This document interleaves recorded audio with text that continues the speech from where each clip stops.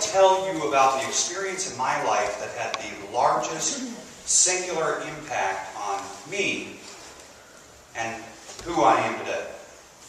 When I was 15 years old, we moved to northern Idaho, Priest River area.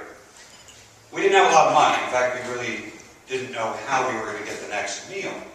And my mom was able to secure a 10-acre piece of land in Bay. Does anybody know where Bay is? Shelley knows where it is. A 10-acre piece of land in Bay. The problem was it was 3.5 miles from the nearest road. I'm not exaggerating. It was 3.5 miles from the nearest road. We built a log cabin. Now, my father died in 1969, so it was myself, my older brother, my younger brother, and my sister. My mom is not mobile. She had an extreme accident when she was young, so she tasked us 4 kids with building a log cabin with an axe and a 2-man saw. 3.5 miles from the nearest road. Now, I don't know how many people here remember being teenagers, but when you're teenagers, you don't really get along all that well with your siblings. An attempt to build a log cabin with a dirt floor and no electricity and no water and no power tools, you have to cooperate. You absolutely have to cooperate. Because our task was to get this cabin built so we had a place to live before the snow fell. We didn't do it. We did not finish it before the snow fell. We got the walls up, and they weren't straight by any stretch of the imagination because we're cutting with axes. They weren't all level or even. It was a dirt floor, and when you walk in the front door, the raft or the ceiling joist, I had to duck to get under, but in the back, I had all the room in the world. And we got the logs up for the roof as well. But we didn't really know how to get the roof itself built. So Mom said, we'll thatch it. We've seen this. We could just thatch it. Go get sticks and twigs and thatch the roof. That's what we were trying to do. We were trying to thatch the roof. And my brother Reed and I are literally 15 feet off the ground at the top of this roof that we're trying to thatch. And this man we've never met had heard about this family that was trying to build a cabin. Well, the first snow had already come. And he didn't think we were going to get the roof thatched before there was a lot more snow. So he comes walking down the hill and he yells, "I'm a Christian," because our dog is barking and going bananas. And he was really, I think, afraid that he wasn't going to make it out of here because these people must be crazy. I mean, most people thought we were crazy. He says, "Could you use some help?" We said, "Yes. That would be great." He says, "Okay," and he left. And we thought, well, thanks for getting my hopes up. This is not necessarily what we were expecting. The next day, the man's name is Harold Larson.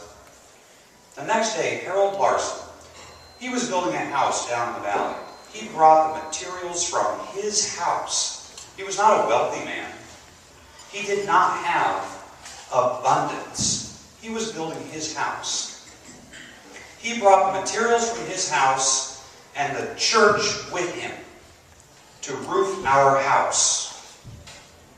That's giving. Now, we were working hard. We were trying. We weren't sitting. We weren't lazy. We were hard workers.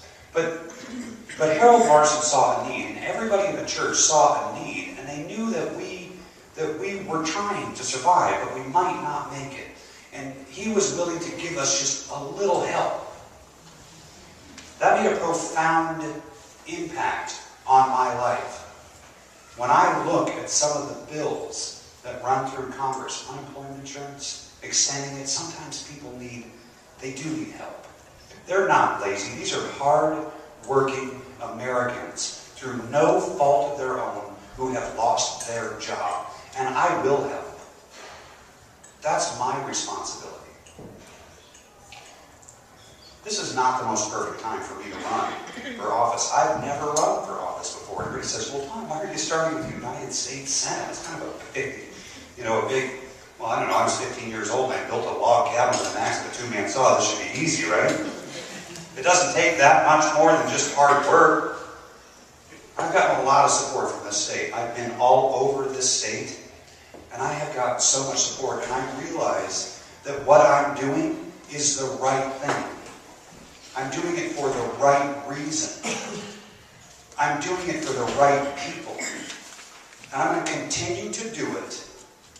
And I'm going to work as hard as I can to do a great job for Idaho and for the people of Idaho, because it's important. And all of you can help me. We decide who goes to Washington. Everybody in this room decides who goes to Washington. So with your help, and I need your help, we can win this race. We are winning this race.